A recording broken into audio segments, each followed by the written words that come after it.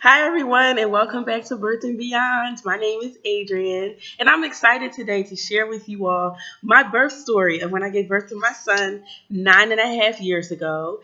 And when I look back on my story or my experience, it just further solidifies for me like why I feel like having a birth doula is like really beneficial for a woman who's in labor, even if you have other support people like your mom or your husband or your partner or other family members and friends. I just think it's really good. And so I just real quick want to, hopefully I don't take forever, but here goes. So I gave birth to my son in 2007. I was like 40 weeks, one day before my 40-week mark of my labor, right? And I went into the hospital the night before to get a routine stress test, and I had gotten these stress tests in the past. And so I wasn't really thinking anything of it. I would always go for a few hours and then I would get sent home, like nothing of it. I was super low risk in my pregnancy, nothing that was raising an alarm. And this one night, though, the doctors come back and they're like, hey, well, we see something abnormal. I think they said it was like high protein or something like that, but I honestly don't remember at this point what it was. And they said, we want to induce your labor. You're 40 weeks anyway. Well, let's just get this over with, right? Red flag number one. Our bodies know when it wants to deliver our baby. And in hindsight, wish I would have been connected with a doula so that we could have had a conversation, maybe explored my options at that point, asked more questions of my doctor regarding what they saw on the test, right? And go from there. Okay, so I decided to go ahead with the induction, not really being educated about what Pitocin was, but because I trusted the healthcare system that I was a part of, I didn't feel the need to ask any questions. I just like a lot of times there's this this distrust that we have, or sometimes it's a fear of just our healthcare providers, that they know more than me and they always know best. But at the end of the day, it's still always good to ask questions and to get educated about what is being done to you, right? So anyway, my labor gets started, and I'm excited because I'm like, oh, I'm about to have my baby. And I called my friends. My friends were at the hospital like quick.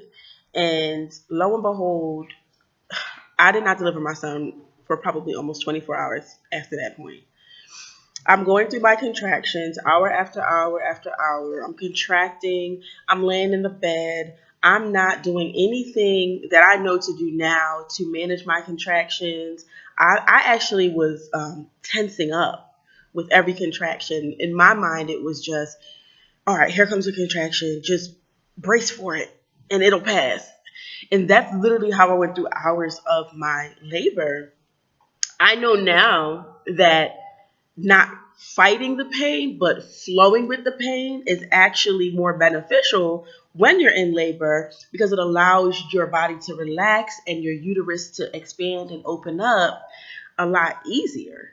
Okay, so I'm in labor for a very long time and not really dilating that quickly. And that very well could have been a reason why, again, I was in the room with my mom and my godmother. They were with me the entire time and very supportive. But I'm my mom's daughter, so she's like emotional about the fact that I'm in pain. My godmother's there, and I don't remember exactly, but she's probably trying to get my mom to be calm and not freak out. And so, it would have been really beneficial for me to have that one constant support person like a doula to just be there coaching me through that experience, right? Okay. So after a few hours, the doctor came in more than one time to offer me a C-section. Going into my labor and just throughout my pregnancy in general, two things that I knew I did not want was a C-section and an epidural.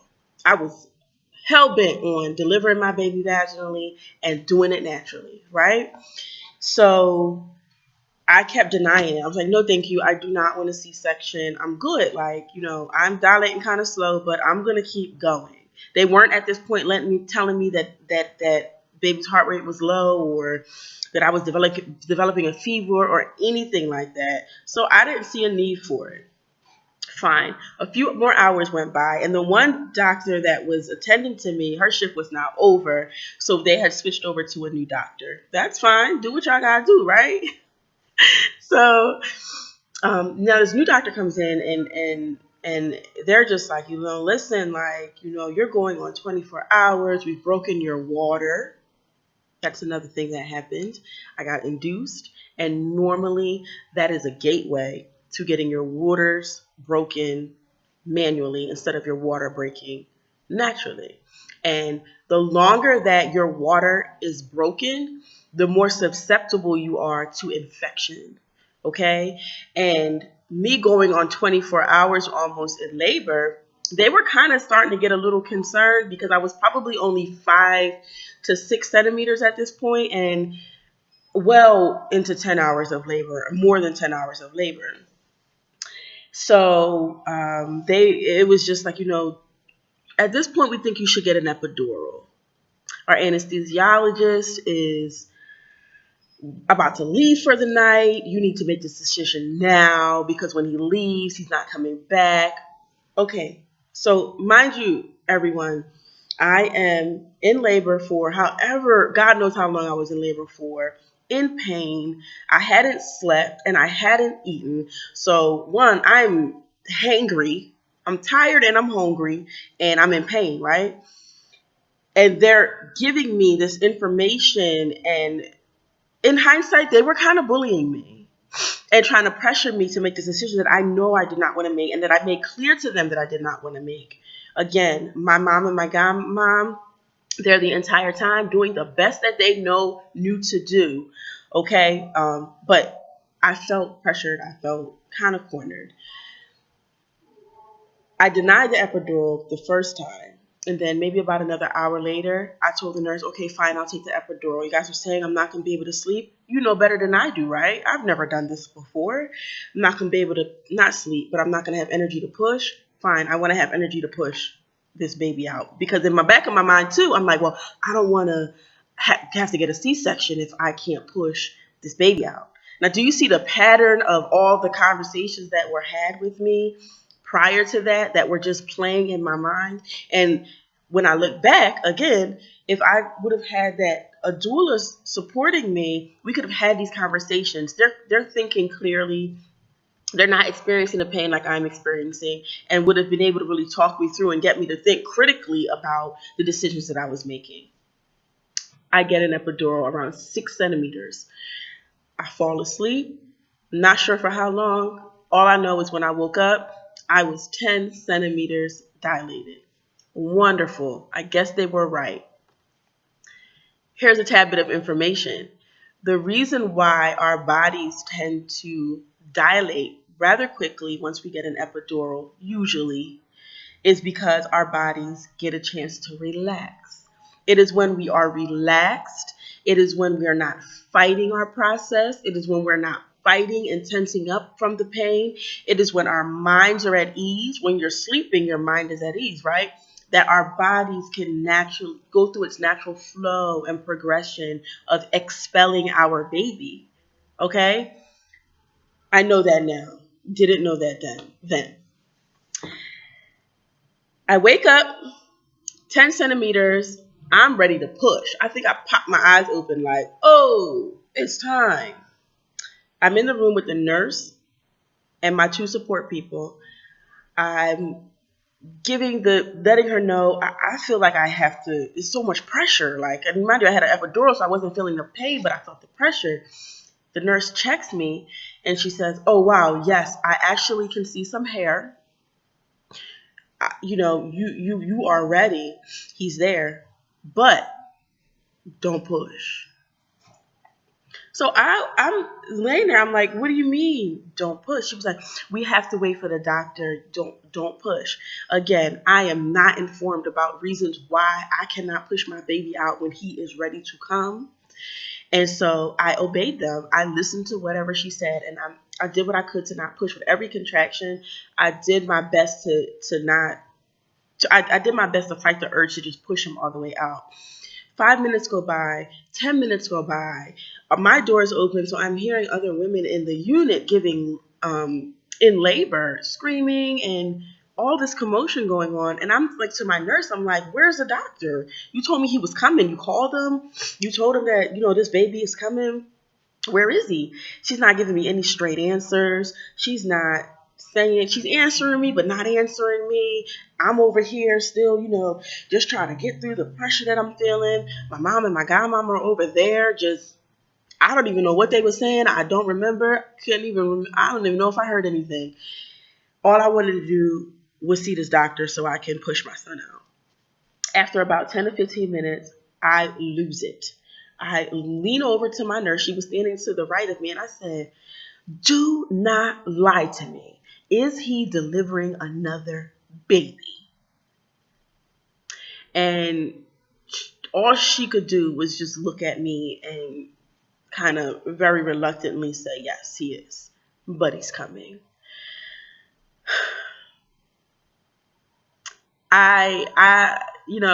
It was just like a very disappointing moment for me. And just eventually the doctor did come and I was able to push out my son. It took nothing to get him out. I pushed a handful of times and he was out. Post that moment, after, he comes out, I believe I did hear him crying, and I believe they took him over to the infant warmer.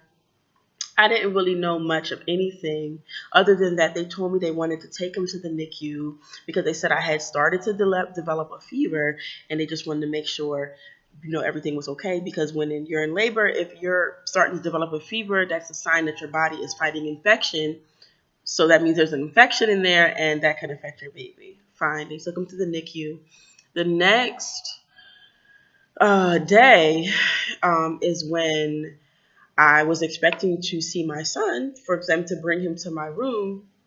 But instead, a doctor comes in, or a nurse comes in and tells me that they can't bring my son into CB because he had a seizure within the last 24 hours that he was born. A seizure? Tell me more, because I'm confused at this point. They weren't able to tell me more because they didn't know why he had the seizure. I told y'all I had an uncomplicated pregnancy. I had, it was just super easy, nothing to be worried about. And he was a healthy baby, and so in the days post that, my son ended up having to stay in the NICU for, it might have been about a week, 5 days or so. And he was hooked up to the machines. I laugh, and I can joke about it now and say, my son was the biggest baby in the NICU. He was 8 pounds, 6 ounces, about 21 and a half inches. He was big and fat. And biggest baby in the NICU. So I would go see him, and I'm just like, compared to all the other babies that were in the NICU that were super small and premature, I'm like, why is my son in here? It just didn't make sense to me, and no one had answers for me. All they knew is that they were running tests. They gave him a spinal tap. He was hooked up. He had MRIs hooked up to the breathing machine. There was one moment when I remember he stopped breathing, and he actually turned blue right in front of me, and the doctor or the nurse had to revive him by shaking him and stimulating his body. I had no idea what was going on, but in the long run, we found out that for some period of time, he had a lack of blood flow to the right side of his brain. And when I delivered him, although he was crying and his right side was flailing, his left side was not moving, and his left arm was constricted. And after him getting tests and neurological tests and everything at CHOP, Children's Hospital Philadelphia, that's what they determined it to be. And from then on, he had to go through a series of physical and occupational therapy. And he was also put on a drug that they actually give to dogs when they have seizures in order to stop him from having another seizure. So thank God today I can say that my son is a fully functioning little boy, and he has recovered. Of course, there are things that me as his mom noticed about him that many may not, but I thank God that he has not had another seizure since. I thank God that he has not had to be on aspirin, because they told me that he was going to have to be on aspirin for the rest of his life in order to prevent him from having another seizure. I thank God that he has not had to be on any type of medicine since that phenobarbital that he was on. And I thank God that, he's running, jumping, and doing well in school, and he's here, But my story, for me, just in a nutshell, just highlights and just like, it just makes me even more passionate about being able to support other women during their labor. I'm fully aware that not everyone feels like they need a doula, and that's perfectly fine. But at the same time, I do think doulas are beneficial, because although we may have our family members there, our partners there, they are connected to us in a different way than a doula is, like especially emotionally. And no one really knows how they're going to react in a situation that is uncomfortable and painful, and especially if you see someone who you love and care deeply for in a lot of pain, and you literally can't do anything about it, or feel like, it's not that you can't do anything about it, but you feel like you may not be able to do anything about it, or in that moment you too may freeze up. And so I think doulas are important in that way, to be able to just give information to moms in that moment, prior to and during labor, so we get to know the mom's needs and wants, the partner's needs and wants, and so that in those moments where you're not thinking clearly, or when you're tired, or when you're just like, I don't want to talk to these doctors, we can kind of speak up for you, or we can coach you in what to say. We can help show your partner how to support you, whether it be with pain techniques, whether it be in just giving them a break. We don't always have, we never, doulas do not take the place of your support people that you want by your side and present during your labor. I just think we're a good resource to have, that laboring women can have during this time. Excuse me. So that's about it. Sorry, guys. Excuse me. And that's about it. And that's reasons why I feel like I could have benefited from a doula. It's just the information and that support and that advocacy in the moment when my doctor wasn't coming, but my nurse was there. Baby girl, if your body is pushing out your baby, let it flow. Okay? That's it. I'll see you guys next time. Ask me whatever questions you guys have. I really want to be able to answer questions that you guys feel are important. If you're pregnant right now, ask your question. What do you want to know? And if you're thinking about being pregnant, what are some things that you want answered? If you don't want to write your questions below, excuse me, send me an email at Adrianne@adrianchristina.com. I'll put my email below. Shoot me an email and with your question, and I will answer it in future videos. Okay? Thank you so much for watching this week's episode of Birth and Beyond. And I will talk to you guys and see you in the next video. Have an amazing week, everyone. Bye.